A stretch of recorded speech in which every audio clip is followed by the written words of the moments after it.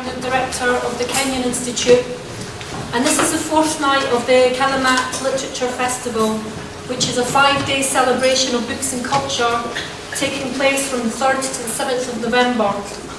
Kalimat brings together 14 critically acclaimed writers, Palestinian and international, in nightly public events organised in Jerusalem, Nablus, Ramallah, Bethlehem and Haifa. We've also organised writing workshops in 4 Palestinian universities in Al-Najah, in Birzeit, in Bethlehem and in Al-Quds.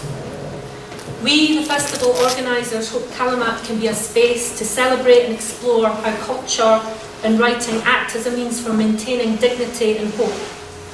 Writing in all its forms, poetry, fiction, non-fiction and journalism, facilitates experiential reflection, the documentation and defence of historical narrative, and helps to build community and resilience.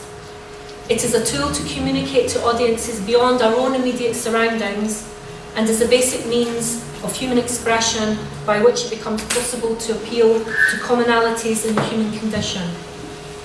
The use of this tool is all the more important for those caught in situations of injustice, and for those who are prevented the free exchange of movement and access, such as here in Palestine.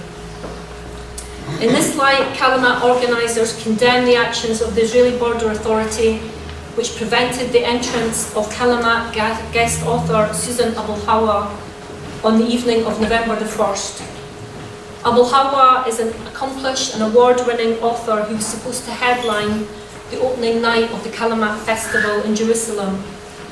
Instead, she was detained and deported back to the United States after being held in a detention facility at Ben Gurion Airport for 28 hours.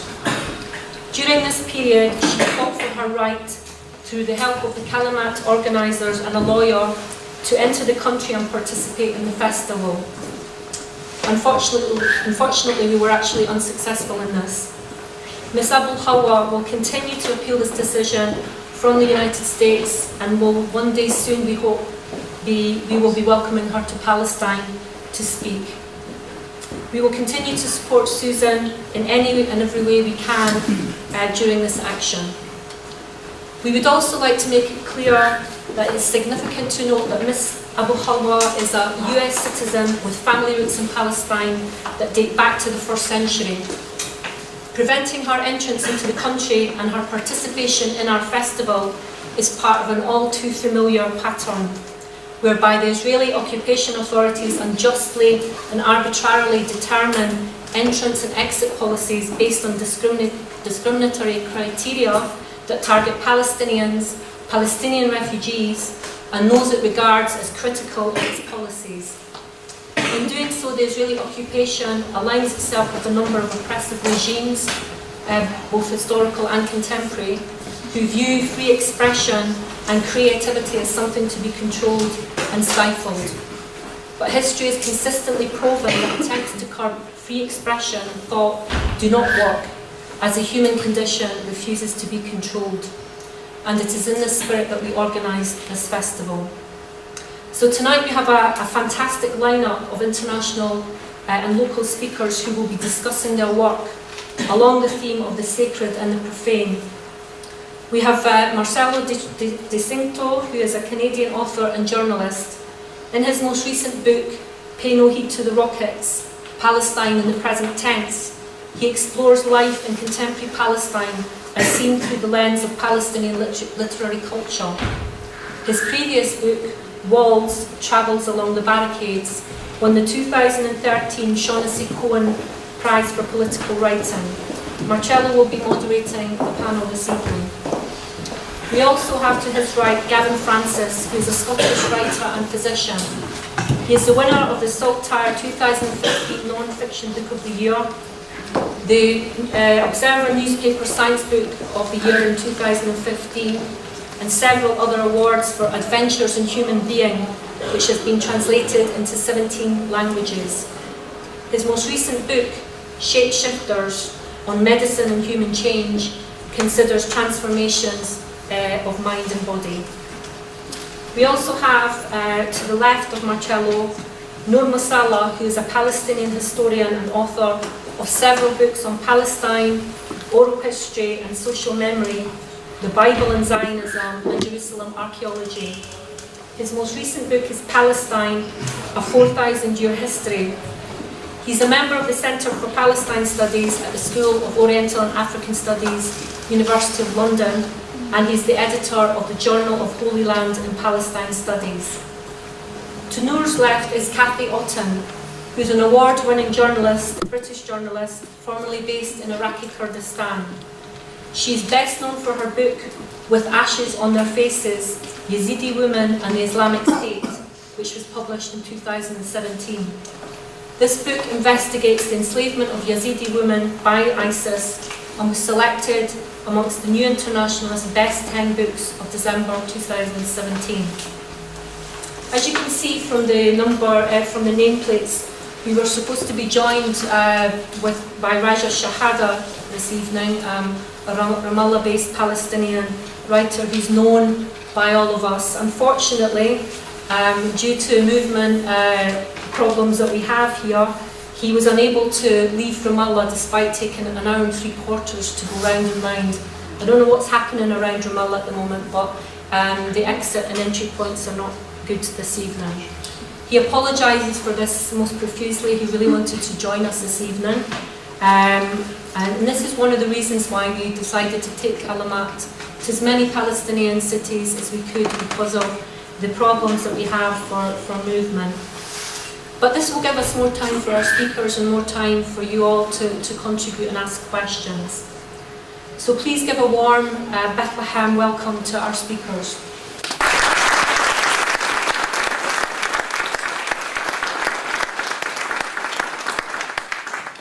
Last but not least, we'd like to thank our partners, the British Council Palestine, Friedrich Ebert Stiftung, Institut Francois, Jerusalem, the Goethe Institute in Ramallah, and the support of the Al-Kalima Foundation.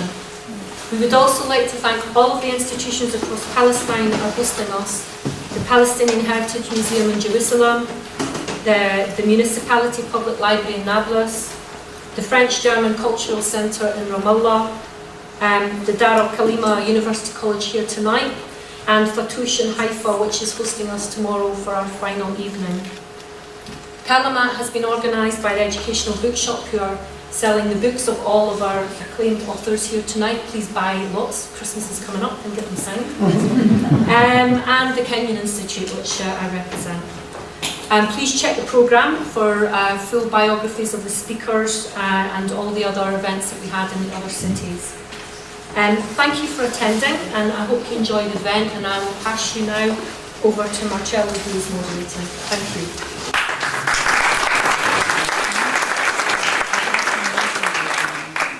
Thank you all for coming tonight. It was a great honor to be invited to be part of this wonderful festival, and feel doubly honored to be here moderating tonight's event with such wonderful authors. As Mandy mentioned, the theme for tonight is the sacred and the profane, which I think we will all be approaching quite in a broad sense in our work. And we're in a place right now known for two things: the sacred and the profane. We are in the Holy Land, after all, and what's more profane than the war and violence and occupation that is suffered by this holy place?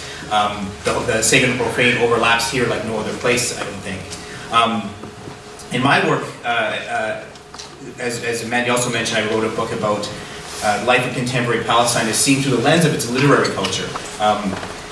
And for me, if I think of the sacred and profane in that sense, for me the profane is injustice, and the sacred is beauty. And I really wanted to come to Palestine and seek out beauty. And I was going to read to give you a sense of what I had in mind for the book. I'm going to read a tiny bit from the introduction. Here we go. In the summer of 2014, Israel launched Operation Protective Edge against militants in the Gaza Strip. During a brief lull in the bombing, a series of 4 photos emerged of a young Gazan girl sifting through the wreckage of a destroyed building. The girl, around 10 years old, wore a green dress and pink leggings, her long hair tied back in a neat ponytail. In the photos, she pulls books from beneath shattered concrete and cinder blocks and stacks them in her arms. The books are tattered and filthy, their covers dangling from their bindings. But in the last photograph, the girl walks away, smiling. Few images from Gaza had as profound an effect on me as these 4 photos of this girl. I'd seen countless photos from the war. Most portrayed Palestine as a place of pain and ugliness. But the girl in Gaza was beautiful in the way all children are beautiful. And more beautiful still for the unexpected flash of her green dress against the gray rubble. Her broken books reminded me too that nothing possesses more beauty or more humanity than a story. To weave the snarled strands of a life, either real or imagined, into literature is a form of blessed alchemy. Twists of plot and turns of phrase mirror the messy details of human existence. We are nothing more or less than the stories we can tell. But the only story most outsiders ever hear about Palestine is a thin volume of enduring conflict. The character of the Palestinian is either a furious militant throwing stones with a keffiyeh wrapped around his face, or an old woman in hijab wailing in front of her destroyed home. This single narrative of anger and deprivation holds the Palestinians hostage, and little beauty is to be found in such a plot. Inspired by the girl and the books she rescued from the detritus of war, I decided to seek out the brokers of grace itself, the poets and writers of Palestine. They gather the fragments of their existence onto their pages, verse by verse and line by line, and bear the beauty of a place known mostly for its opposite. Certainly the writers and those who keep and sell their books would have different stories to tell than the one I'd grown weary and despondent of hearing. Surely they could reveal what made Palestine special, other than the fact it has been lost. Part of the process of writing this book too was getting to know. Most of my focus was meeting contemporary writers and Palestinian writers, men and women, young and old. It was a wonderful experience spending time with these amazing people. But of course, you can't talk about Palestinian literature without talking about Mahmoud Darwish, and whose line from his poem I stole for the title of the book, "Pay No Heed to the Rockets." And I think I'm going to close my little bit by just talking about reading from that little bit from that bit of his poem. If you talk about the sacred again and the profane, when you think of things that are sacred, we also think of ritual, religious or otherwise. And for Darwish, making coffee in the morning was a ritual, almost religious for him, and incredibly obsessive. Darwish was a wonderful coffee snob, and I respected him all the more for it. In his book, in his memoir that he wrote during the 1982 war in Lebanon, there's a long passage on how, hopefully some of you have read it, a long passage on waking up in the morning and brewing coffee while the war raged outside his window. As a sense of doing something sacred, performing the sacred ritual while the profane happens outside. And so before I move on to Noor, I'm just going to read a little bit of Darwish's long meditation on brewing coffee. Gently place 1 spoonful of the ground coffee, electrified with the aroma of cardamom, on the rippling surface of the hot water. Then stir slowly, first clockwise, then up and down, then counterclockwise. Oh, pardon me, up and down. Add the 2nd spoonful and stir up and down, then counterclockwise. Now add the 3rd. Between spoonfuls, take the pot away from the fire and bring it back. For the final touch, dip the spoon in the melting powder, fill and raise it a little over the pot, then let it drop back. Repeat this several times until the water boils again and a small mass of the blonde coffee remains on the surface, rippling and ready to sink. Don't let it sink. Turn off the heat and pay no heed to the rockets.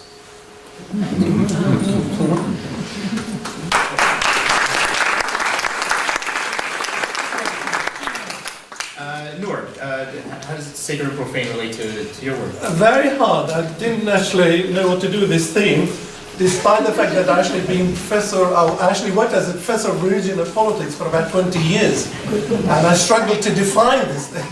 But أول شيء السلام عليكم. كيف حالكم؟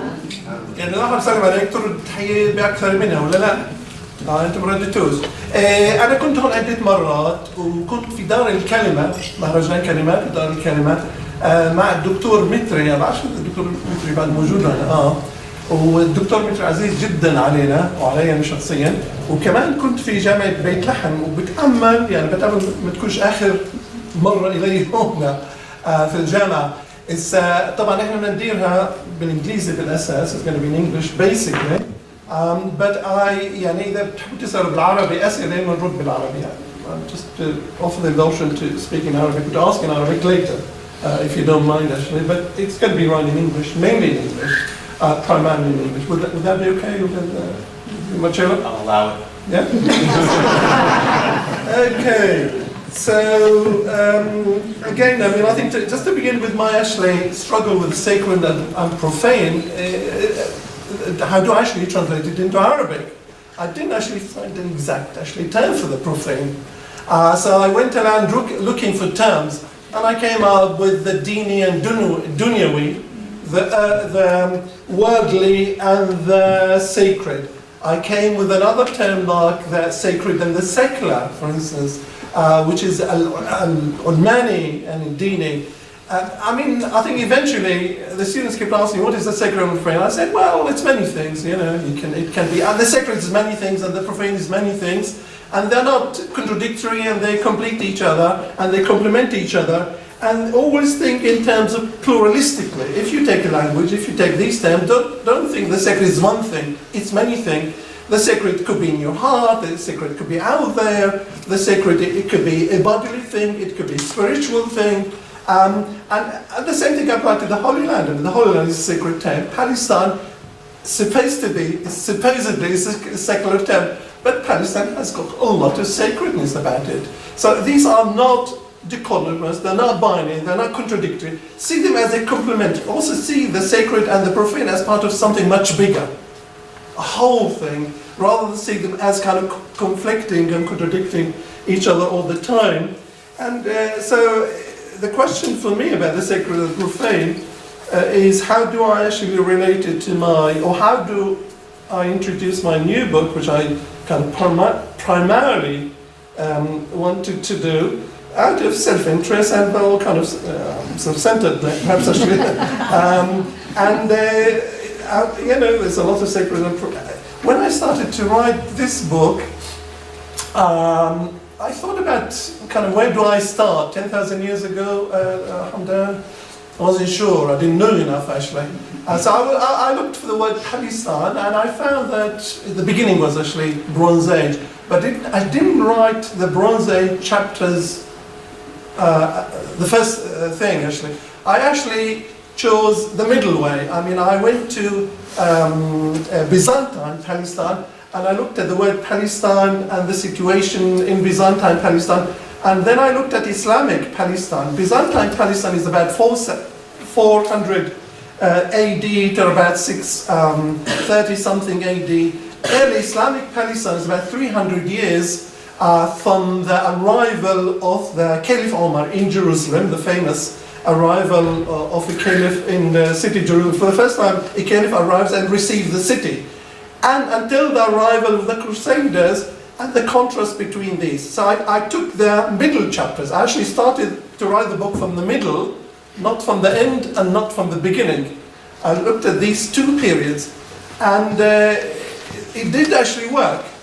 I worked from the middle forward and I also worked from the middle backward. I.e. writing chapters, Palestine under the Romans, Hellenistic Palestine, Jewish Palestine, if you like, and then back to the Bronze Age, and I kept asking Dr. Hamdan here about the Bronze Age and the Palestinian cities in the Bronze Age. And this year I went to a conference in Amman, 70 years since the Nakba. And I met an awful lot of Palestinian academics at this conference. More or less about 90% of the academics of that conference were Palestinians. Palestinian Jordanians, Palestinians from the West Bank, Palestinians from London, and they knew so much about Islamic Palestine, 300 years, early Islamic Palestine, 300 years before the Crusaders. and they knew about the Umayyads and the dating of everything. And then when I asked them about Byzantine Palestine, they knew almost nothing, very little about it. They had sort of vague ideas. So how does Palestine work together as an entity, as a country? I mean, this was one of my obsessions. What does it mean to be Palestine? Is it continuously Palestine? Do we have continuities between Christian Palestine, Islamic Palestine? Did we have Arabs under the Byzantines? And I think one of the themes running throughout this book is the continuities of Palestine. And so I looked at continuities of the currency under the Byzantines, for instance, and the currency under early Islam, and whether the currency continued or changed or became more kind of refined and more Islamic and more abstract. I also looked at the capitals of Palestine. Under the Byzantines, Jerusalem was a religious capital. The Church of Palestine, the old Church of Jerusalem actually, was responsible for the whole area of Palestine. But the secular capital of Palestine was Caesarea. In fact, Caesarea was bigger than Jerusalem. It was almost 100,000 people. It was a highly developed city. It was one of the most developed cities. But Jerusalem was a capital, a religious capital, with pilgrimage, with wealth, with monumental churches. And then I looked at Umayyad Palestine, and I actually discovered exactly the same thing. We have a secular capital in Ramleh, administrative capital, political capital. The Caliph Abdul Malik ibn Marwan, in fact, he was the governor of Ramleh, and when he became Caliph of a huge Islamic empire, in fact, he stayed in Ramleh, and also he lived in Jerusalem, just behind the Al-Aqsa Mosque in the complex palaces. I.e., I actually came with an idea that Palestine had a secular capital, a commercial capital, a political capital, and also a religious capital. And it actually worked perfectly, that kind of theory, with the Byzantine period, the early Islamic period. Once you come to the Mamluks, for instance, they combine a capital. Jerusalem is back, is a secular and political capital. So I think these continuities of Palestine, you can see them across periods, actually. And you have to, I think the key theme of this book is how to see Palestine having these continuities, but also being transformed. The transformation of Palestine is continuing, it has been actually for a long time. So I think that the book is one of the key themes of the book is the continuities and the transformation, and also interruptions, major interruptions.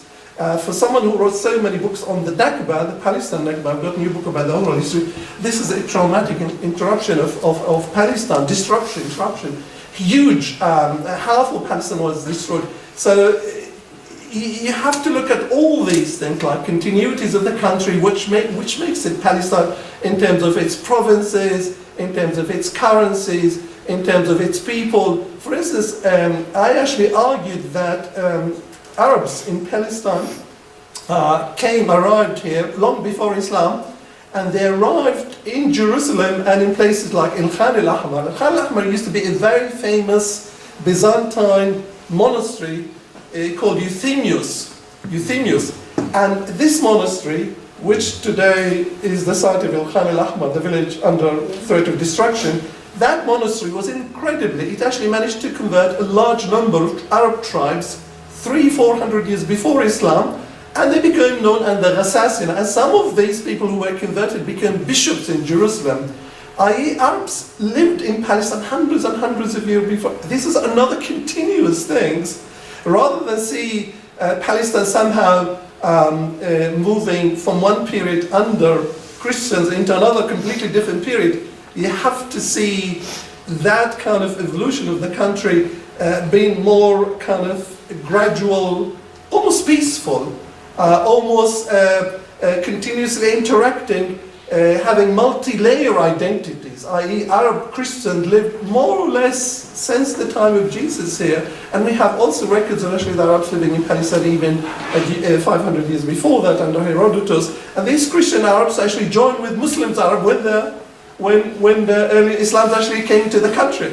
You can see how the bonds actually, the links between people of different religions actually, making the texture and the embroidery and the identity of Palestine, and there being a multi-layer, what I call is multi-layer, multicultural binding. It's actually the sacred and the secular is actually bound together here. It's really bound together, the heavenly and the earthly, the connection between the two. Sometimes the secular becomes sacred, and sometimes the sacred become more secular. So I'm trying to actually connect the theme with my kind of the conclusions of this book, but I actually I'm still struggling with the profane, actually, what it means. It actually means different things to different people.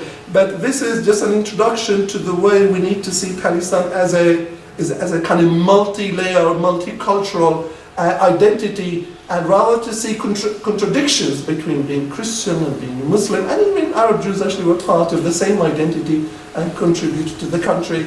And this is what makes Palestine really exciting, really. It's not the obscure thing about the sacredness. It's the living Palestine which I was interested in, and trying to kind of almost recover it, almost feel it, and the ordinary life about how most of the time Palestine was actually not under threat. There were the Crusaders and there were slaughters and terrible things, but most of the time, most of the centuries, Palestine was incredibly peaceful. It was the opposite of what's happening now with the threat of colonization, the threat of erasure, and Palestine lived peacefully and evolved and absorbed people, and also indigenized some of the people who came from other places, whether from Bosnia or this or that. It was always an open country, welcoming the sacred, also welcoming the profane. Thank you so much.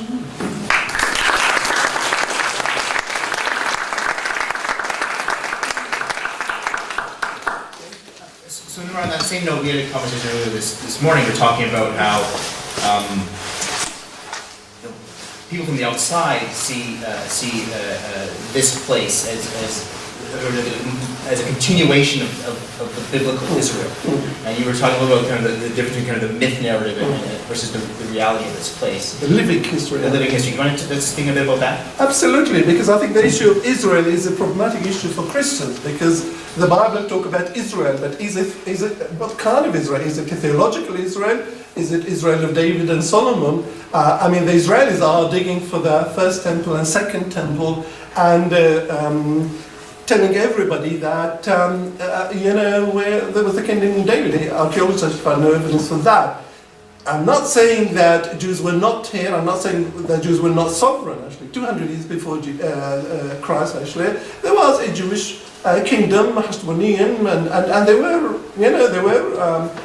in part. But the myth narrative concerns a number of things. One, actually confusing theological Israel, this idea of the theological Israel, the biblical Israel, with the state of Israel, which is a secular, almost anti-religious. I mean, I actually argue in many of my books, actually, that the Zionist settlers were not just atheists, but they were saying, we don't believe in God, but God gave us the land. Yeah. I.e., this instrumental, almost physical abuse of the Bible. And the Bible being a sacred text for many people. So I think we need to be careful about what I call the myth narrative or the beliefs, actually. People are entitled to their beliefs, actually. We need to respect their beliefs, actually.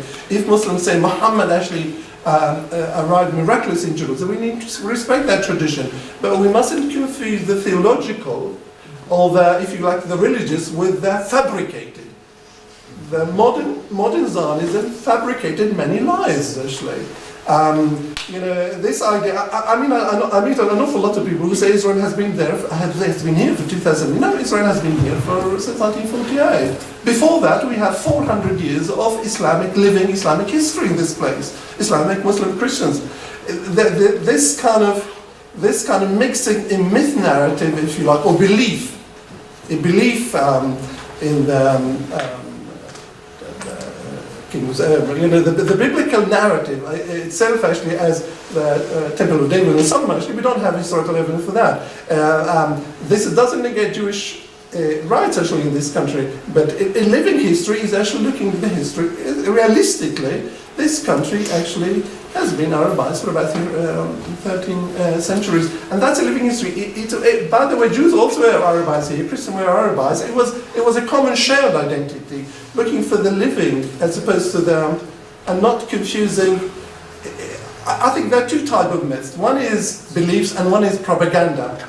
The propaganda myths about 1948, for instance, we didn't expel them. That's a propaganda, that's manufactured stuff. These are lies. There are myths, narratives which are lies, and there are myth narratives which are beliefs, but it's up to you to believe in them.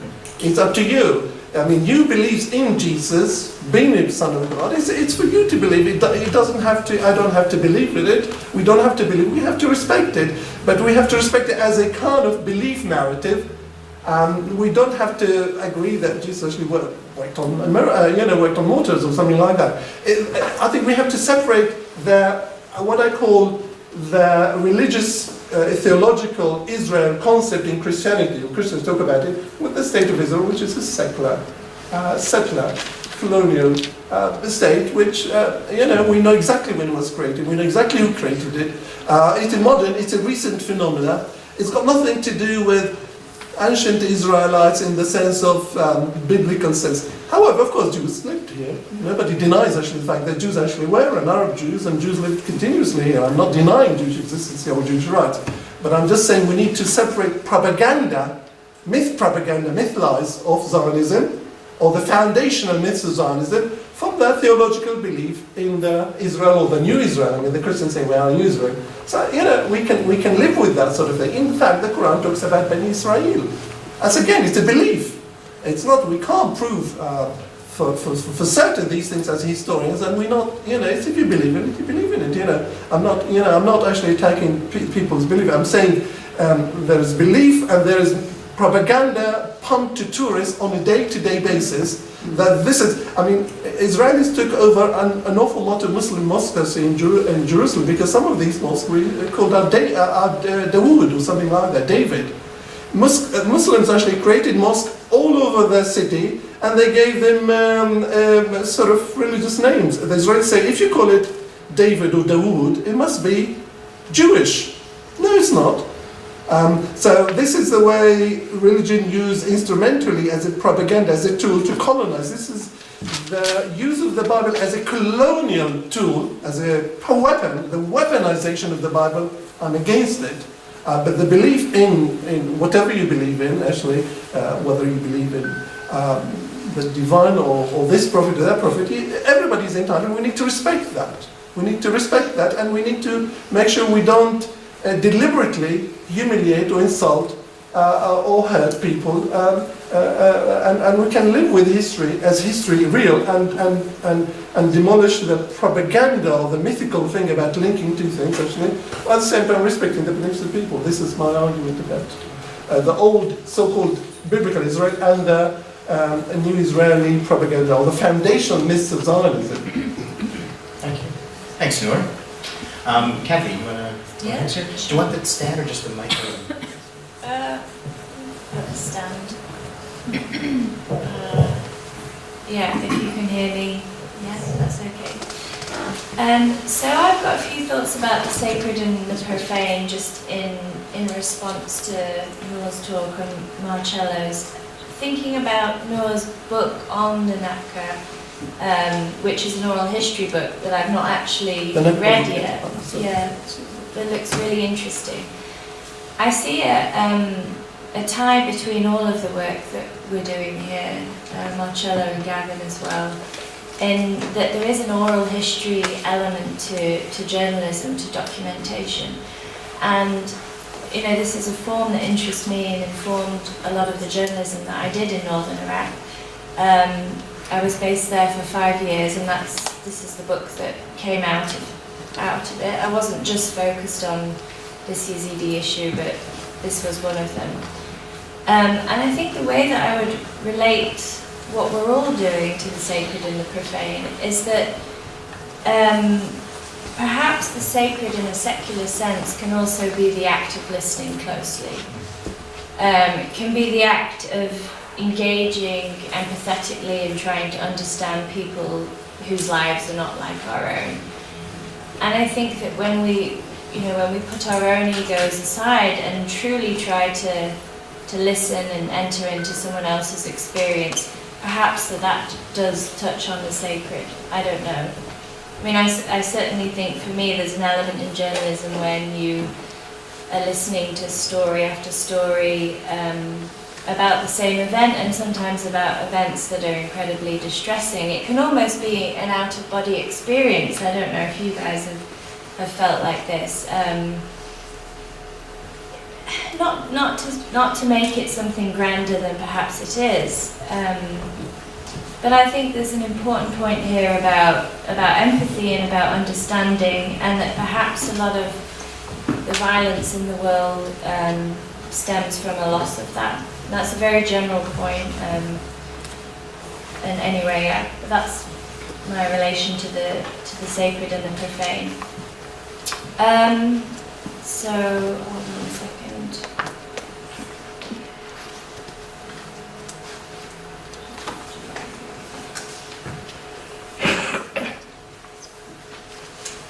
I wanted to read a few sections from this book. Sorry, hold on. Also, inspired by what Nor was just talking about. It's a big topic what the ISIS did to the Yazidis in northern Iraq, and it wasn't just the Yazidis. I think you all probably know because you've read the news, but the attacks against Sinjar, where most of the Yazidis were from, and also the city of Mosul, it destroyed the fabric of life there that was the built culture. That you guys will be familiar with the destruction of that, of many different religions. And it also, it tried to impose a singular narrative on the physical structures that did not have a single narrative, that were made up of, Armenian churches, and in the past before that, synagogues and mosques and Shia temples and Yazidi temples. And this happened in Mosul and in Sinjar, which are the areas that I looked at. And the attacks against the Yazidis, which involved the mass enslavement of women and rape and torture and killings, targeted a people that were not a singular faith. ISIS sees them as pagans, as not people of the book, so says that society will be cleansed if they're killed. So this is why the UN termed it a genocide, because it was very clearly an attempt to say that society would be better without these people. So we're going to subjugate the women and rape them, and we're going to kill the men. We don't know exactly how many people were killed because of political disputes in northern Iraq. The mass graves haven't been exhumed yet, which is a point of incredible upset for the people. The Yazidi religion is about 1 million Yazidis worldwide, and their religion is a kind of fusing of ancient pre-Zoroastrian sun-worshipping traditions, probably closest to Mithraism, practiced in what is now Iran before Zoroastrianism. These traditions carried on in the hilly areas in the Zagros mountain ranges of northern Iraq, even after the conquest of Islam. And then in the 12th century, some of these traditions were fused with Sufi mysticism, because this was an area not only of Christian monasteries, but also of, Baghdad was a huge center for the Sufis. And actually the Yazidi prophet is a Sufi mystic who's buried in northern Iraq, and that's their point of pilgrimage. And some people say that the site of his burial was also a monastery. So it really is a truly syncretic religion that takes from all of these traditions, both local and folklore, and broader religious trends, and it builds something new. Tiny religion, not practiced by many people, and most of them have gone now. So what ISIS tried to do there was to destroy these multiple stories and these multiple cultures. The reason why I was actually asked to write this book was I'd already been covering the topic. And one of the reasons why I thought it was important, because in the media narrative at that time, this is in 2014 this happened, the emphasis was solely on these women as victims and as victims of sexual violence, which happened and is important. But I wanted to look back at the history of these people, and especially the oral histories, you know, the told stories passed between women of resistance. And resistance has been a theme on this trip that we've been lucky enough to take part in. Even today in Ida Cambo, I was noticing on the walls, and Mandy before in her introduction mentioned the importance of human dignity. Of course, resistance and the idea of dignity cannot always overcome material circumstances that are opposed against people. But what I tried to look at with this book was the way that the Yazidis were attacked for centuries by the Ottoman forces and by Kurdish Muslims living around them, for a variety of reasons, but usually because they were seen as pagans. I looked at one particular example just before and during the Armenian genocide in Turkey, when Yazidis were attacked by the Ottoman forces, and a lot of those tribes migrated down to Sinjar, taking with them the stories of how they tried to escape their captors, because women were also being taken and enslaved and sold on slave markets in what is now Turkey. And some of those stories that I heard, and this is where the title of the book comes from, one of those stories, an older lady that I interviewed, she remembered sitting by the fire as a child while her mother cooked bread with her friends. And she remembered her mother talking about fleeing these Armenian genocide linked attacks. And she remembers the girl children being taught to put dirt or ash on their faces, so that to avoid being captured by the Ottoman guards, to make themselves less attractive. And this is just one of the stories. But it struck me when she told me this, and this is a lady who's now in America. She's taken her traditions with her and fled Iraq. And then further into my reporting, these same stories came up again from women in ISIS prisons in Raqqa. And so these stories were passed down through the female line, and they formed the basis of the resistance of these women. And I thought that was something that was missing from the narrative. So, I was going to read this bit, but I think I've just actually said it all. I have something else to share, but maybe we can come back to it afterwards. Yeah. Sure. Because it's not connected. I don't know. Yeah, I was just going to ask you, just as a second question, you mentioned briefly just now how the focus has been on these women as the victim of sexual assault. That's been the focus. And it reminded me of there's a Canadian journalist who was captured in Somalia and was hostage for a number of months. And I don't know how long Amanda Lindsay was in prison for, or was captured for. But she commented how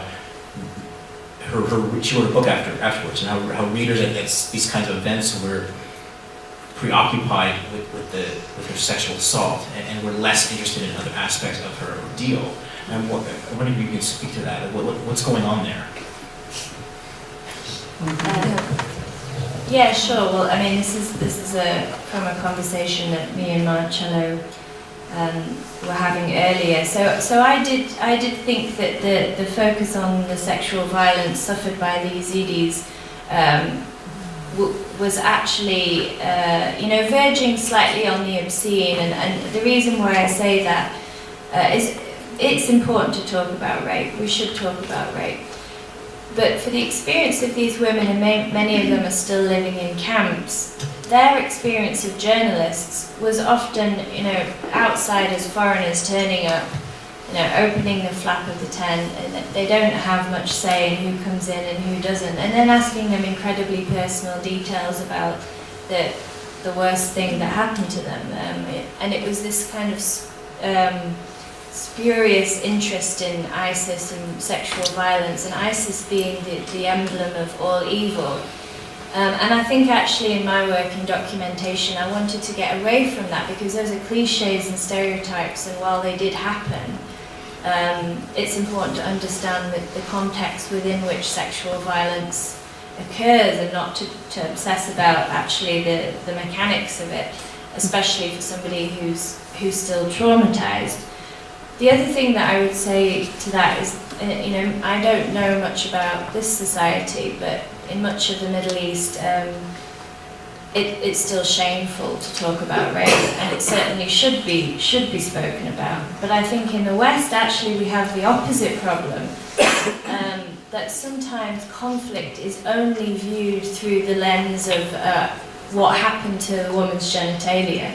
Okay, and then we're doing the same thing that you're doing if you're not talking about it because you're ashamed. You're still fetishizing it or focusing on it without the context within which it occurred. So that was my slight problem with this story, that we need to place it in its history, and we need to place it in its religious context, and actually most importantly in its political context. And I can talk about that later, but really it's important to look at where did ISIS come from. They're not monsters that just sprang up from the desert wearing black capes. No, there are 2003, there's incredible violence, as you know, that was wrought on Iraq, and we have to understand the mechanics of that violence, and the political changes that happened, that led to alienation within communities and led to social bonds being broken. Went slightly off topic. No, that's a good point. Thank you so much. Gavin.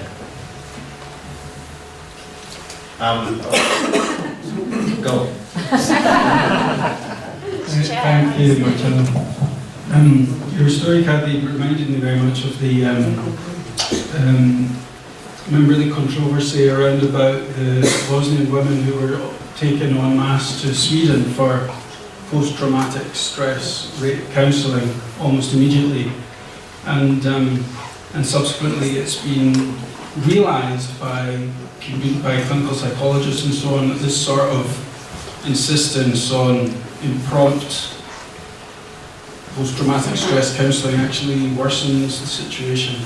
And for a lot of these women, this terrible experience they had at the hands of Serb forces was an absolutely abysmal, awful experience, but it was also just one of many terrible things that were going on, and a lot of them were more concerned about what was happening to their husbands and their sons at the time than discussing what had happened to them.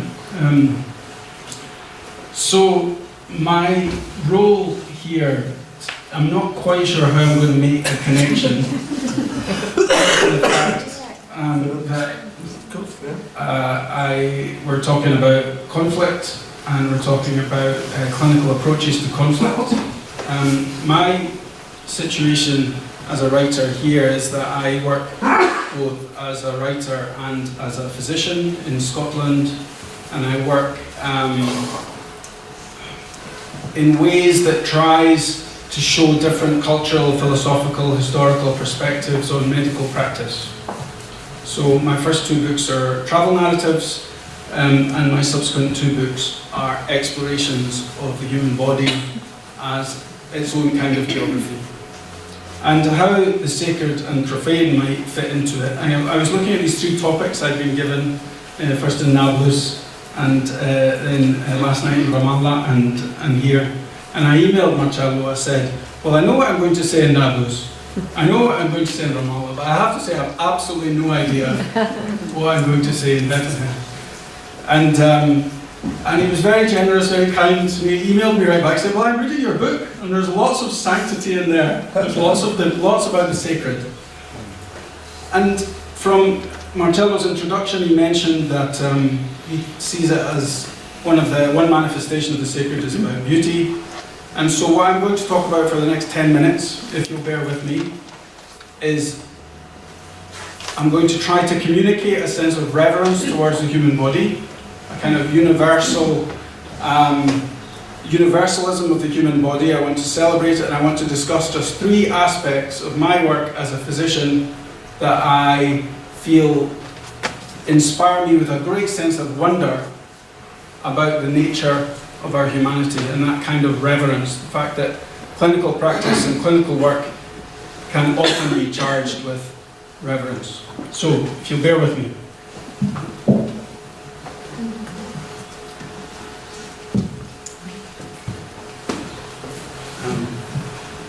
So these are, I mentioned some travel books and some medical books. So, I'm going to begin actually. I'm going to talk to you just about 3 aspects of the body that fill me with this sense of wonder. And I'm going to begin with the heart, the human heart. Okay, this is intimate. That's okay. I don't mind intimate, but so I practice in a small clinic in the city centre of Edinburgh, in the University District, and I do home visits when patients are ill and are very particularly frail and can't make it to the house, to the office. And sometimes I have to rush out on these urgent visits to people's homes, and sometimes I forget my stethoscope on the desk. And I get there and I discover I've got no stethoscope. And before stethoscopes were invented, what people would do, doctors would do, is they would just put their ear on your chest. And they would put their ear on your chest over your heart and put their finger in the other ear. And I can recommend it, do it with someone you know well. But after a while you start to hear the sounds that blood makes as it makes its way through the chambers of the heart. And they're very beautiful, these sounds. And all fluid as it goes through channels has turbulence. And it's the turbulence that we're listening to. And a nice healthy heart, if our presentation thing is working, should sound a bit like this. Oh, got no volume. I'm going to fiddle with it. Oh, yeah. There we go. That's what you should hear. Nice, clean valves closing. But sometimes there's turbulence there. Now, the Greeks believed that actually the heart was just a series of chambers for frothing blood with air. And so blood was generated in your liver, it rose up into the chambers of your heart, and in those chambers it was frothed together with air and vital spirit pulled down from your lungs. And if you've ever heard somebody with a murmur, with a cardiac valvular disease, it sounds like this kind of Greek vision of the body, and I think it's quite beautiful. So you get that instead.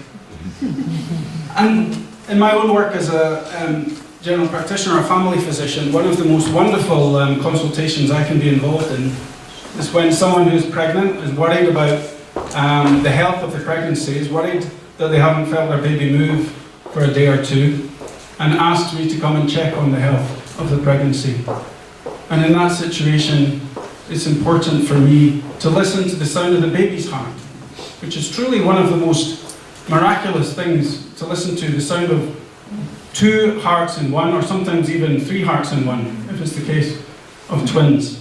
And baby hearts beat very, very, very quickly, and so this is your task, is to try and pick out the rapid heartbeat from the slow heartbeat. And it's almost like wing beats over a slow kind of oceanic swell of the mother's pulse, about 1 per second, whereas a baby's heartbeat is more than 2 per second. Let's see if it works. Oh, it's not working, I'm afraid.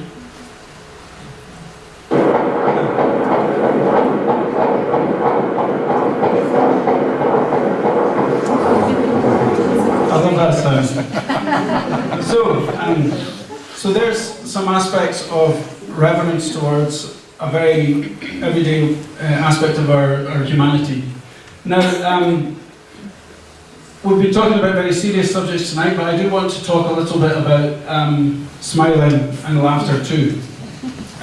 When I was a medical student, I had 2 jobs. I used to work in a bar 2 nights a week, and during the summer holidays I would prepare anatomical specimens of cadavers for the students to learn from.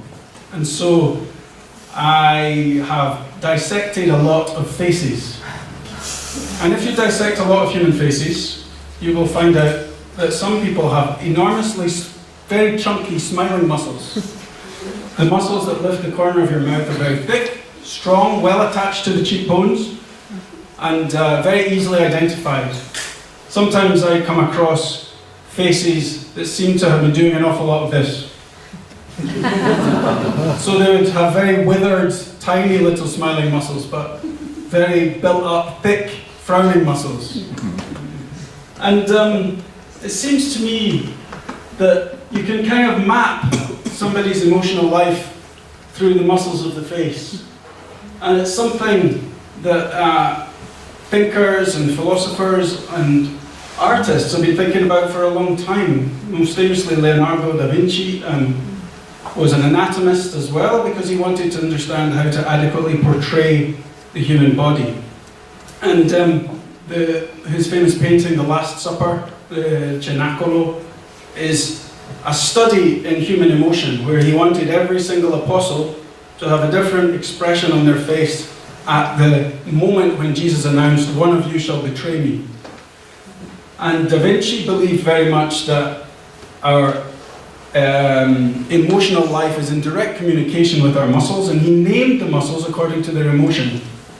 So this muscle up here that snarls your nose and wrinkles your eyebrow, like that, he called it the muscle of anger.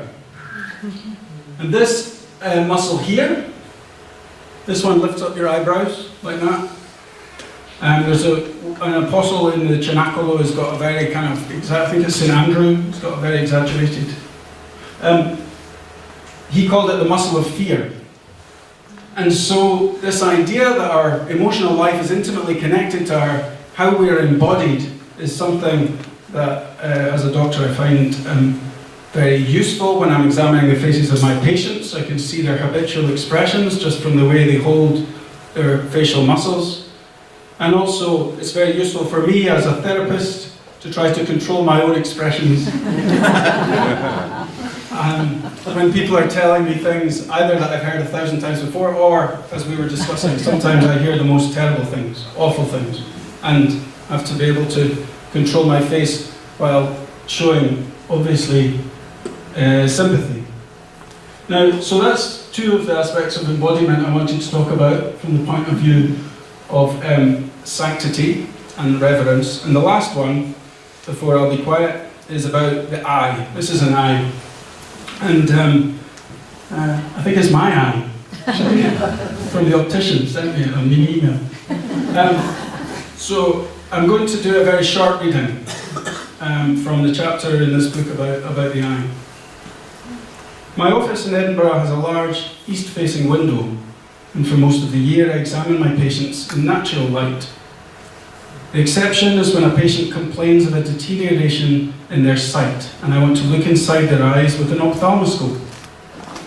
Then it's necessary to close the blinds and feel my way in the darkness, hands outstretched, back towards the chair where the patient sits. The ophthalmoscope fires a beam of light through a small aperture. I place it close against my own eye, and then move within millimeters of the patient's.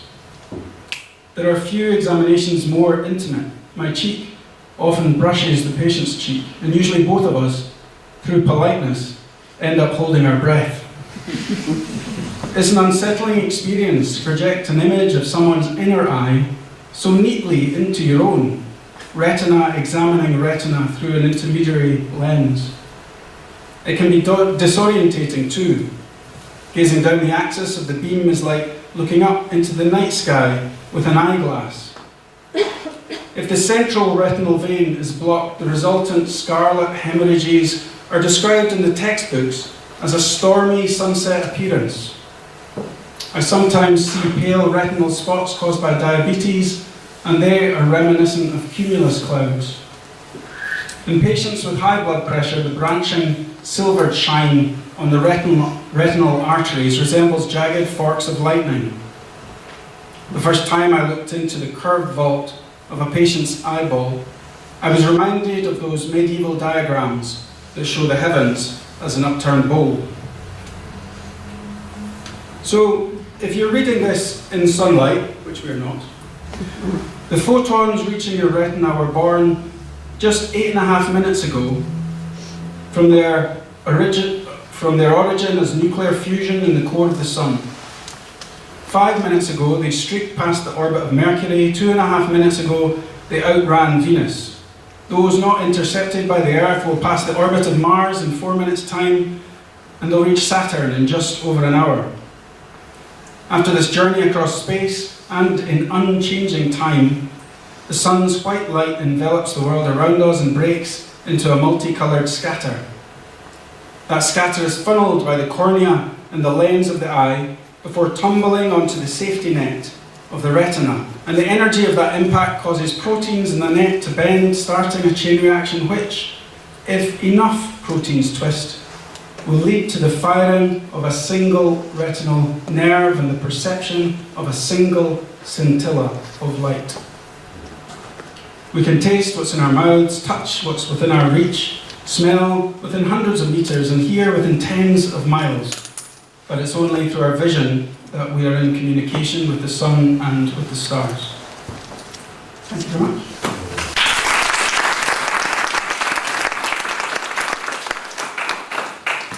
I'm so glad you read that part. It's my favorite part of the book. Listening to reading your work, listening to you speak over the past few days, even just now talking about your reverence for the human body.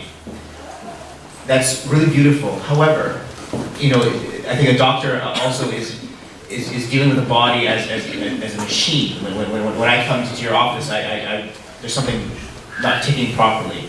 And the last thing I want from my doctor is to be reverent. I don't want a pilgrim working on me. I want a mechanic. And I'm wondering if there is any kind of certainly not conflict, but this overlapping of when you're actually treating someone, the overlapping of reverence of the mechanic and the pilgrim, right? Does the reverence get put aside when you're working on the stuff? It's a really beautiful way of putting it. Thank you, Marcello. The mechanic and the pilgrim.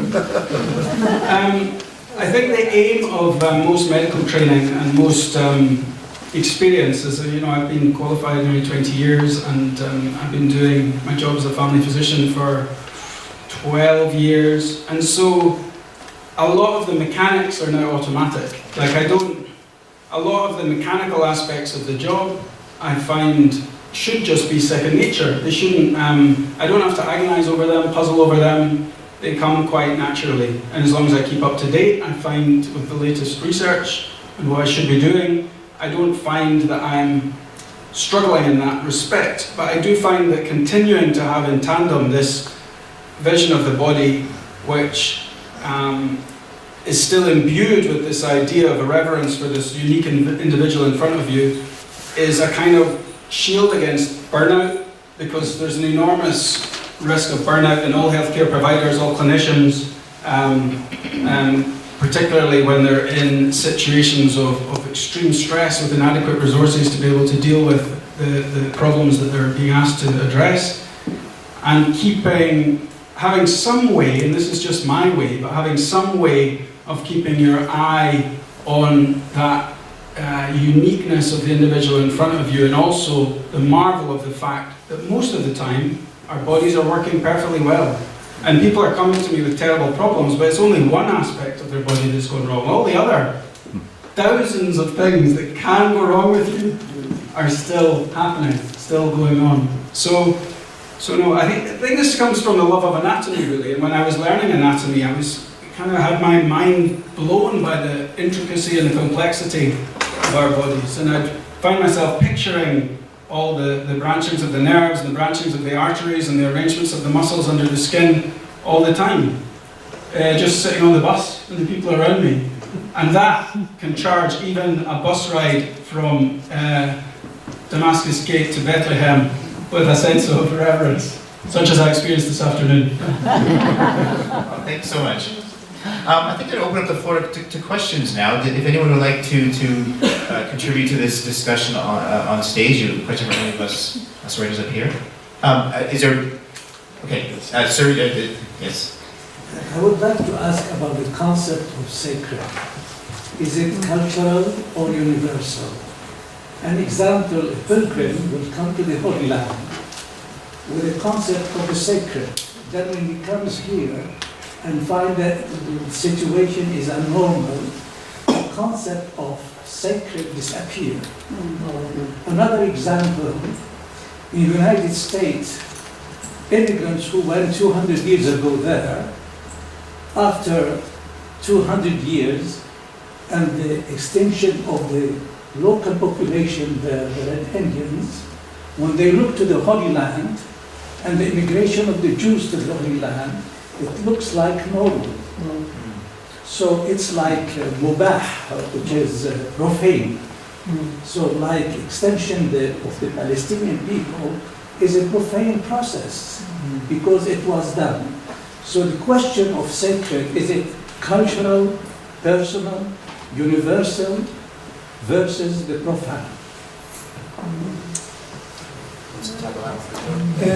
Yes, I mean, I struggle with this actually for a long time.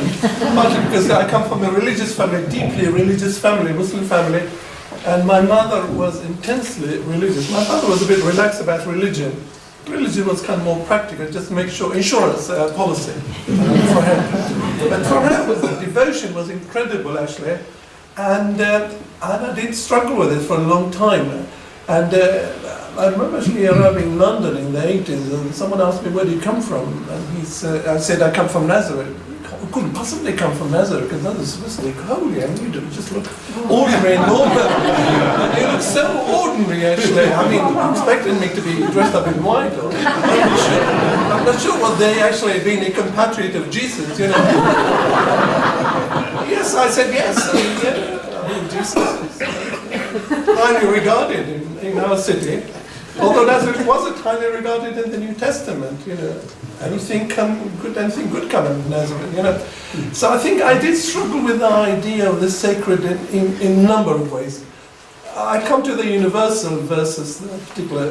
The sacred is often is the separate, i.e., you know, what is sacred? I mean, the Holy Sepulchre is sacred for Christians, but Omar refused to pray in it, thinking if he were to pray in it, it would become sacred to Muslim or would be taken over by Muslim. I.e., the concept of the sacred was always separate. You know, the haram, the shrines, the Dome of the Rock, they're sacred to Muslim. The sacred was a separate kind of thing. But this wasn't satisfying for me, because I actually thought that, well, what about all these shrines where Muslims and Christians, actually, where a Muslim woman and a Christian woman who can't give birth or for whatever reason actually go and pray for something? What about the common? Why treat the sacred as a separate thing? Why say what is sacred for Christians is not sacred for Muslim or for Hindus? And you can look at India, how some of these Hindu shrines and Muslims are actually joint shrines. And you can also see how some of the Muslim mosques, actually, some of the Christian mosques actually were constructed on pagan temples. And you can see the pagan temple in Damascus and how it became a church or cathedral, and how after that it became a Umayyad mosque. In fact, we are sharing things. We want a piece of the sacred. So instead of thinking about sacred as a kind of separate, everyone has got his own sacred thing. In fact, why not see the sacred as a shared thing? Which makes it more realistic, more humanistic, more. Another thing I struggle about the sacred is the question of the sacred come from above or from outside. You know, God handing down the Ten Commandments to Moses while turning his back on Moses. What does it mean actually? And it was God actually, why would God turn his back on Moses? Why God wouldn't want to show his face to Moses? And I actually did struggle with the idea of God from outside. Everything coming, I mean, the sacred coming from outside, I suppose Jesus, the Son of God, coming on earth exactly 27 years ago, isn't it? They think coming outside. Why not think about the sacred coming from within, from our heart?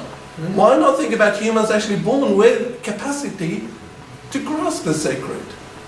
And this perhaps what distinguishes us from cats or from, why think about that humans actually capacity to humanize each other and to create a category called human beings. People are completely different from you, living in the South Pacific actually, but in fact actually are humans, and you describe them as humans. You think they share 95%, not of the genes, but of the humanity of you, as a process of humanizing other, i.e. thinking about the sacred from within us. And we can understand it. You can see it in your heart. You can see it in your mind. You can see it in your psyche. You can see. I mean, for many years I became, declared secular, but I still told people I believe in God.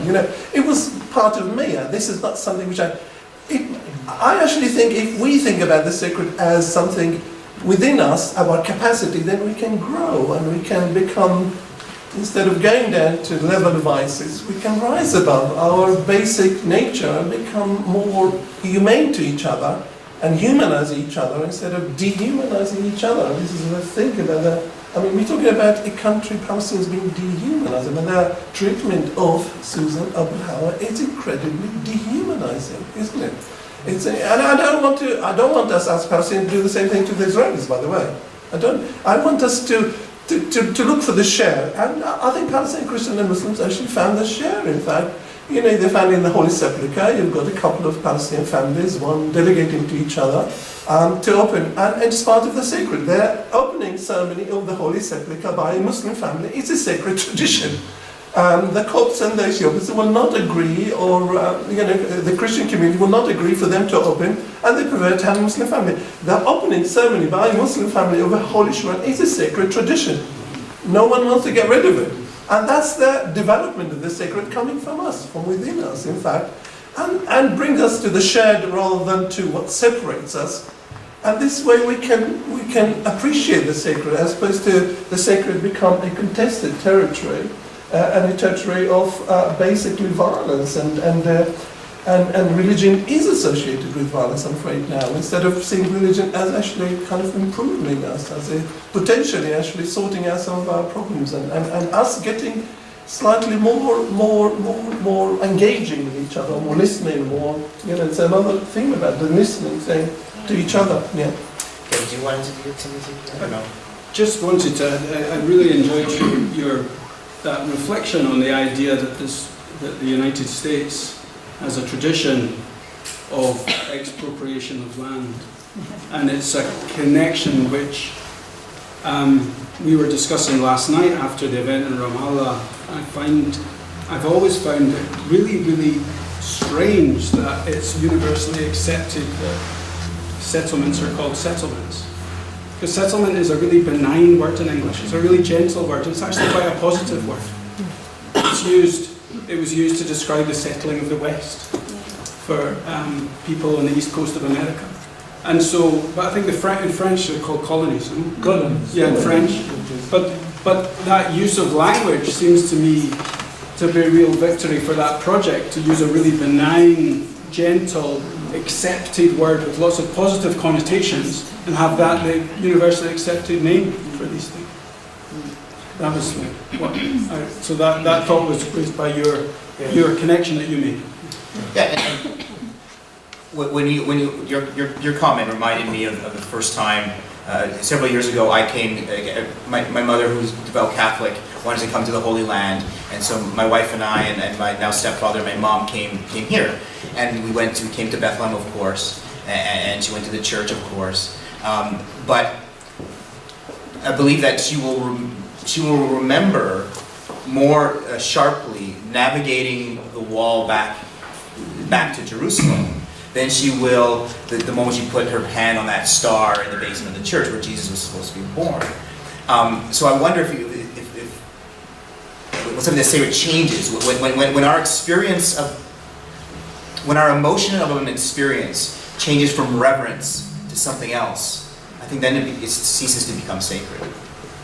When that was holy to us, we now impart that with a different kind of emotion, and then it loses that guild of holy. And it sure happened with my mom.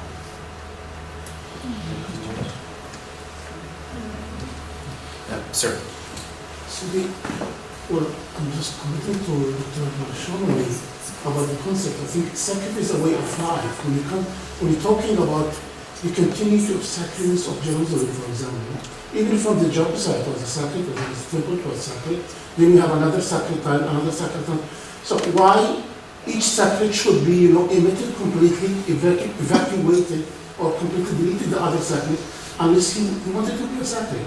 So sacred could be, a way of, not a concept, it's a way of living that you can live only by your own, by your way of life. The other way of life or the other sacred does not exist. So it should be your way. So when you come from outside or you come from inside, if you come from inside and you're sharing, it will not be sacred anymore. It will be much more humanistic. But sacredness usually, it's a way of life for a certain group of people believing in all their themes of life. So the other, even if it's sacred, it's not anymore sacred, it's not exist. So, just one comment. I mean, shouldn't we actually take the sacred to the ethical behavior? The sacred means the good God, the ethical, doing the right thing, as opposed to the sacred being abstract or being kind of just prayers and rituals and an insurance policy and I don't want to go to hell and it's kind of, why don't you say the sacred ought to be central to the ethical side? The two things are so closely, good God, Like listening. It's the compassionate God, it's the God of Bismillah ar-Rahman ar-Rahim, it's the God of the merciful, the compassionate, the good God. This is could be one way to recovering the sacred heart of religion as opposed to the sacred being just a ritual, being touching Jesus, being putting your hand here and you think you're going to be saved. The Pope giving you absolution to build St. Paul's actually. Maybe St. Paul's is a fetish. Maybe this idea of touching St. Paul of the Kaaba is some kind of fetishism, while we ignore the ethical, while we ignore each other, people go to the Hajj and then trample on each other. They try to touch them. Why just do queue and do it properly and see the ethical and the sacred go hand in hand, and this makes it much more positive sacred. It will not be considered. I think there was Sir, you had it with the, yes. I will talk it in Arabic and I will get, because I got more confused. أنا استرعاني العنوان المباح والمقدس. يعني مفهوم المباح والمقدس مفهوم كتير واسع. اللي بلاحظه إنه أخذ هون بمفاهيم دينية أكتر، بينما هو معمم أكتر على كثير مواضيع إن كانت اجتماعية، اقتصادية، أخلاقية، إثنيك يعني أو روح رياضية فيها. فيعني لما أول ما جيت يعني الصراحة إنه كنت أنا confused هيك شوي بالنسبة للعنوان. لما سمعت المحاضرة طلعت more confused. يعني لما كاتي بتحكي عن واقع اجتماعي عن الاقتصاد، ما هي هذه بتيجي من خلال واقع اجتماعي واعتقادات وهذا. فيعني فكتير معمم، يعني فكرة المقدس والمباح تقدرش تحصرها في القضية الدينية فقط، في كل الأوجه في مجتمعات، ومع اختلاف المجتمعات من خلال خلفيته الاجتماعية والثقافية والحضارية والإنسانية وكل شيء. شكرا. I mean, he's saying the sacred and the permissive, i.e. the sacred, the profane is the permissive, and he's saying you can't really confine it in one thing, okay? You have to look at it contextually, socially, culturally, historically, the way things actually evolved. He said he was confused about the title, but he's now even more confused after the lectures. I'm a bit like you also. So there was a Sure, thank you for your invitation. Sure, it is a very complex issue. I sense that it is part of belief system. Therefore, it should be perceived in context of culture, and it is also an evolutionary concept in a way. In Palestine, for example, we see that we got sometimes the impression that certain places have a sort of intrinsic value, haunted by a spirit of sacredness in a way or other. Therefore, most of biblical sites has sacred sites has been viewed the same in the Christian religion, later on in the Islamic religion. If you take any shrine in Palestine and Egypt and study the history of these sites, you will see that these sites have the same, somewhat the same value, but it depends finally who acclaimed that. Therefore, it has somewhat relation with ideologies in this regard. Here we have a prominent site, Rachel's tomb. It has been well-known and part of the venerated by Muslims, Christians, and Jews. And even the site has kept this value till recently. In the Ottoman period, children cemetery of Muslims has been placed close to the shrine, to that sacred place, and the site was visited by Muslim, Christian, and Jewish women who have problems of pregnancy. But now it has a totally different meaning. Now it is a sort of a castle, and the symbolic value has been changed somewhat to a sort of domination of power, secular colonial power. So I think it has to be understood in relation to belief system and ideology.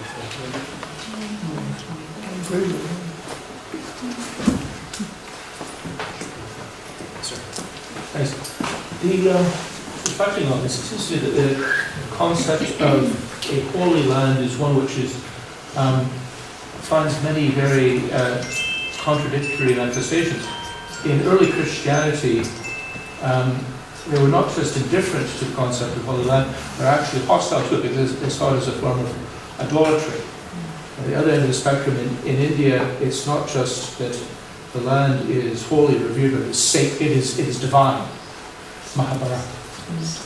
But holy lands are also often the most abused lands, whether abused by pollution or scarred by wars. So I guess my question to the panel is, what does it mean to be a holy land in the 21st century?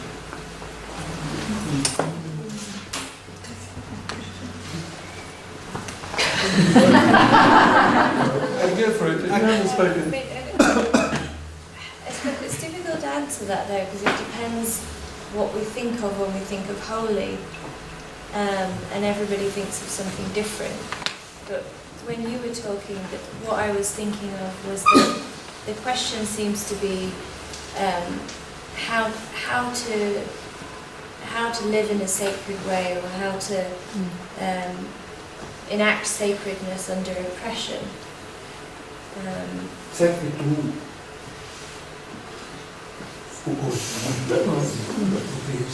Yeah, I mean, and I don't have the answer to that, but I think as a journalist and a writer that interests me.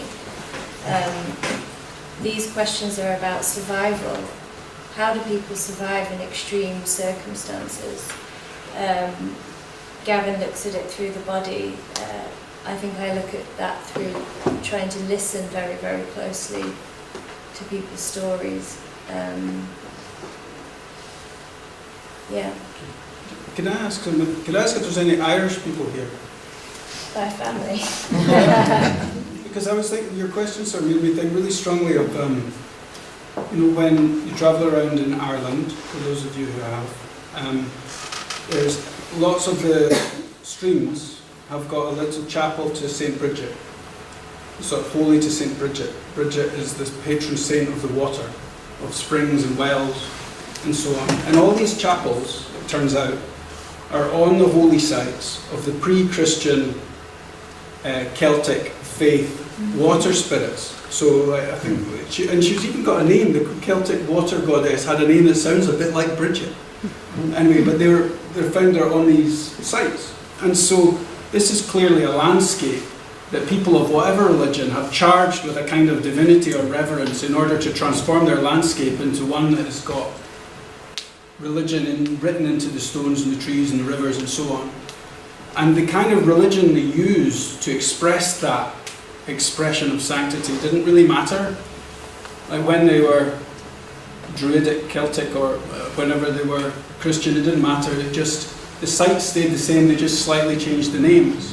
And I think that might be the reverence that we have and what might be considered a sacred land in the 21st century, what I might hope we would aspire to, is that early Christian perspective that anywhere can be sacred if it's your place.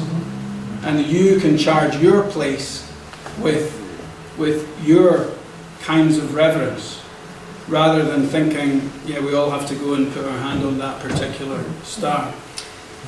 And there's a response. Yes. I'm responding to your intervention there, Gavin, and also to Joan's comment. I think you're correct in saying in most places, in many places in the world, sacred sites have been, as also Noor said, have been transformed from pagan temples to Christian sites, etc. But what I really wonder is how we can talk about the sacredness of the earth as an entity, as a home, as our common home, as the fulcrum, and whether or not we have an obligation to respect this earth, and if the earth has rights. I mean, we heard this afternoon about the violence done to human bodies in the Otten camp, the tear gas. I remember during the Gaza war, obviously the deaths of people, the horrible deaths and horrific fight of the people was terribly painful for all of us. But I also heard these bombs hitting the earth. I heard this violence constantly done to this earth, which here was said to have been given by God. Because God's a real estate agent. I'm giving you this land over here. This is yours, baby. I don't know. I have it for your tribe. So I'm wondering if you can talk about how, in this context of this holy or unholy land, we can help the earth to defend herself and the sacrality of the earth. Yeah, can I just respond to MV and the gentleman here and Hamdan on that side, because I think we kind of I think here the three distinct approaches. One is actually kind of how scholars and academics describe the sacred and analyze the sacred, and seeing it historically kind of evolving, if you like, the sacred as a scholar. It's almost kind of an objective way. And there's a question about the sacred, waiting for the sacred to happen, waiting for Jesus to turn up. I mean, when you talk to ordinary Muslims here, they said, oh yes, he's coming, definitely coming. I mean, I almost hear these American evangelicals actually saying the same thing. And these Palestinian Muslims in the old city of Jerusalem picking up some of these things. So there's this kind of the divine coming to save you. And he's definitely around the corner. And a lot of people coming to the Holy Land, partly because the end is nigh. There's a kind of almost feverish environment. You can see it in Iran. There's a kind of the Mahdi coming. That's feverish, the sacred coming to save us, and this and that. And I don't belong to. I mean, I understand the scholarly because I'm an academic. I spend all my life analysing things, actually, and describing things. But I actually belong to a slightly third group, which actually sees the sacred, us and us transforming. How can we transform the sacred? How we did historically transform it into something superior, higher, aspirational, more valued, instead of rising. How did we rise, actually?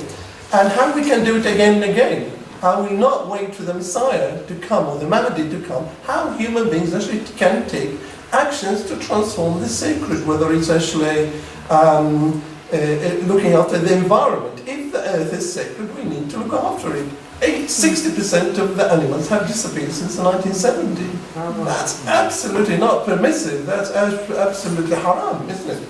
I mean, you can even use the word haram.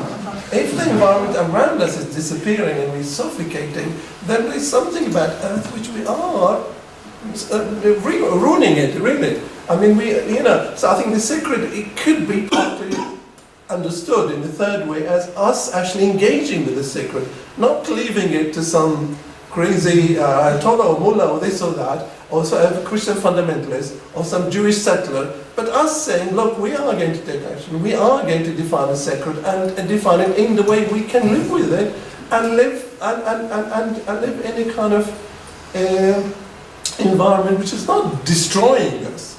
This way the sacred become, if I come even from a secular background, I can understand the sacred this way, as human beings take action to try to stop this constant deterioration of our societies, and fascist government is springing up all over the place now in Brazil, and the movements of dreadful embassies in order to create more Palestinian martyrs. This is the sacred for us. The sacred is to stop more people being killed. That's a sacred thing for us. We can do it. Not to wait for other people to do it, or wait for the Messiah to do it. This is what I actually, here I agree with MV, friend of mine, that the sacred, to some extent, depends on us. We can be taking part in the sacred.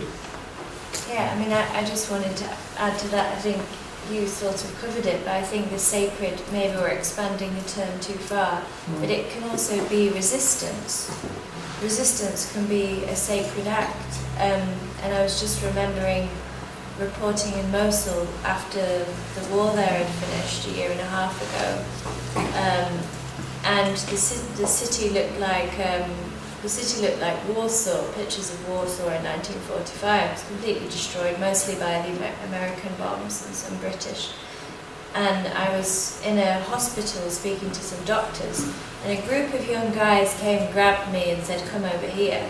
And usually, like that's a bad idea to go, but being the way that I am, I went. And they took me round the corner into what had been their art institute, but it had been completely caved in by a 500-pound bomb, just twisted metal everywhere, a crazy scene. And they made me sit down, and I didn't know what was going to happen. And they had a speaker, a boombox there, and they put music on. Music was banned under ISIS. And these guys were like 18, 19 years old, young Iraqis, Moslawis. They'd lived through ISIS, and what I got from them was this incredible sense of the joy of being alive, and the joy of rediscovering the arts and expression and culture. Not that can, brush aside all these terrible things that happen. But it was, for me, this was a sacred thing. It was incredibly moving. I felt very, very privileged. And what they did, they put this music on. It was really loud music, and they danced. They danced for me and a few other friends, and it was an interpretive dance about their life under ISIS in Mosul, and about what had happened to them. And they had characters, and they moved their bodies in the most extraordinary way, and they were wearing white, and somebody would enact an aeroplane. And this wasn't about picking sides. It wasn't, it was anti-Daesh, but it wasn't particularly anti-Daesh. It wasn't anti-American, this or that. It was something above politics. It was something sacred, and it was something in that the spark of resistance.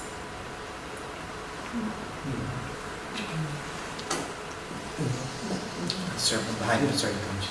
Yeah, actually my question will follow nicely with this last discussion. First of all, thank you to all the panelists. I really enjoyed all the presentations.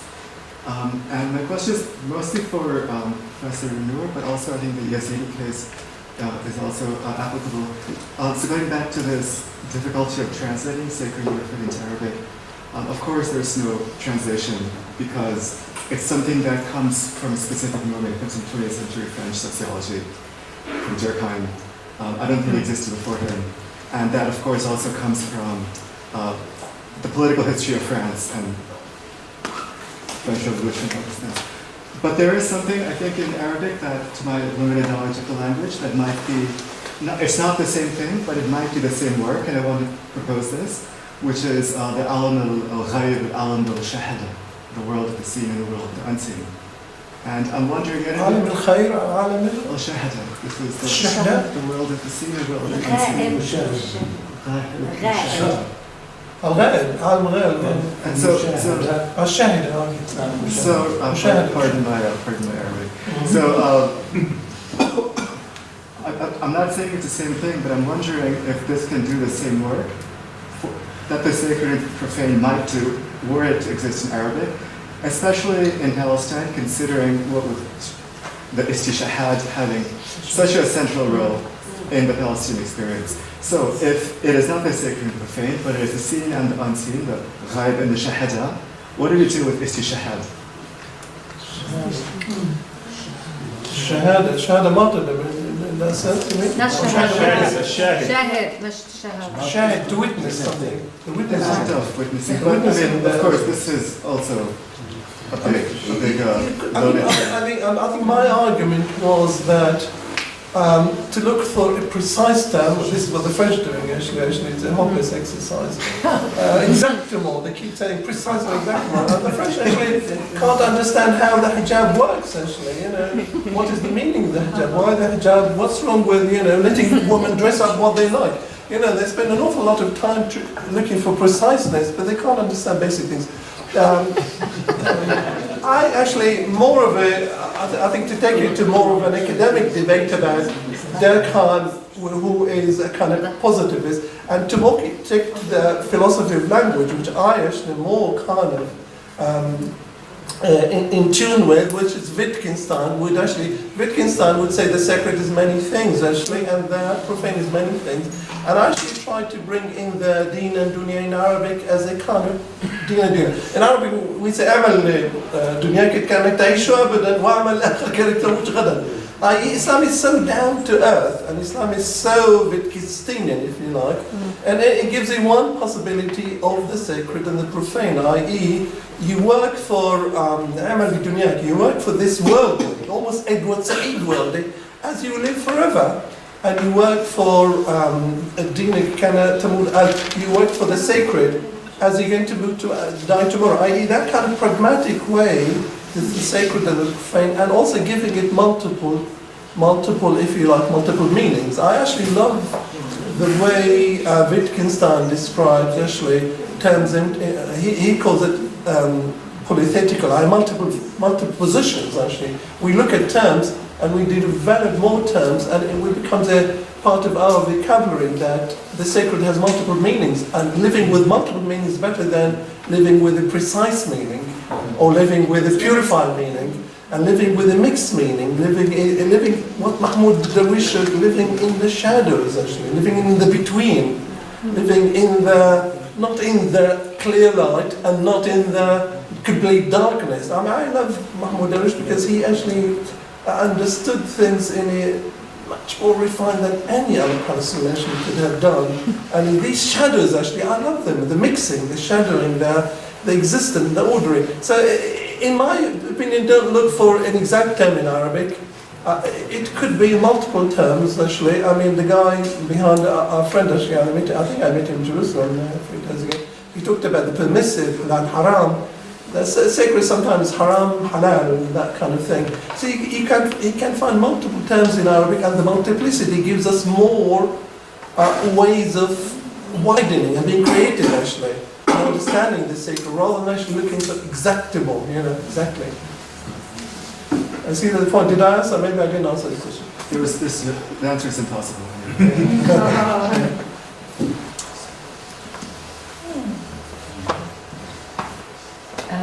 I was just going to say maybe give everybody a chance to make some final comments. Sure.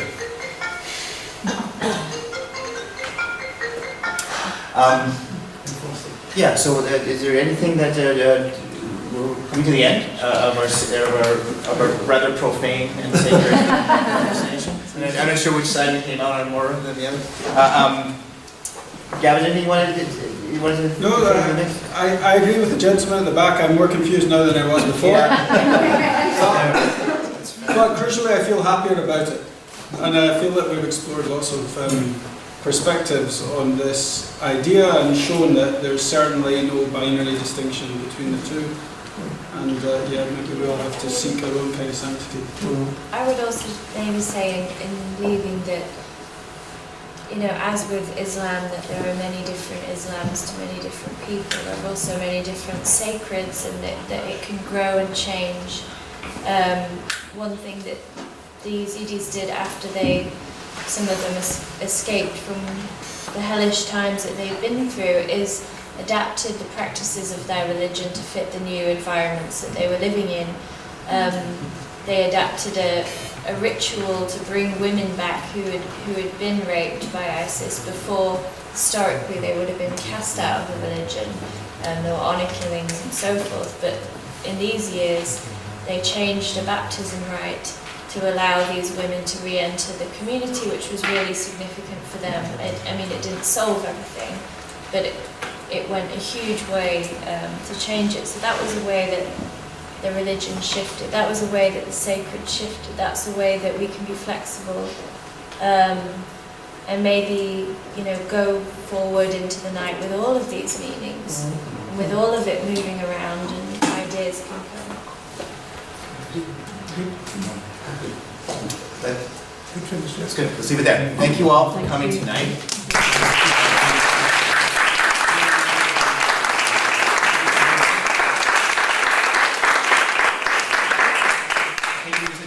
Audience. We have our fourth and final event for the Kalimat Festival taking place tomorrow night in Haifa. Please come if you can. All of our books and many others are behind you, ready for purchase. Please take a look. And once again, another applause for the three writers and myself, I guess.